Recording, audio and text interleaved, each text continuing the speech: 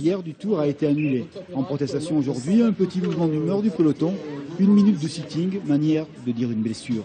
Mais la course est lancée et bien lancée, réunissant encore un plateau intercontinental où nombre de maillots nationaux se mêlent aux bigarrures du peloton. Ce premier tour du Languedoc essaie de renouer avec les grandes heures du cyclisme féminin en région, une vitrine de qualité dont l'organisation incombe à des bénévoles. Ah ben oui, d'autant plus qu'il n'y avait rien. Et c'est pour ça que j'ai voulu, j'ai tenu à tout prix avec toute mon équipe, heureusement, et que je remercie là devant tout le monde, et qui m'ont soutenu, et tout le monde voulait que ce tour se fasse. C'était un combat? Ah, ça a été un combat, non pas simple, très dur. Mais on y est arrivé quand même. 65 cyclistes, plus de 500 km en 5 jours et toujours des paysages à couper le souffle, comme ces 6 méridionales corbières éclairées d'un soleil de printemps. Et du rythme, de l'énergie.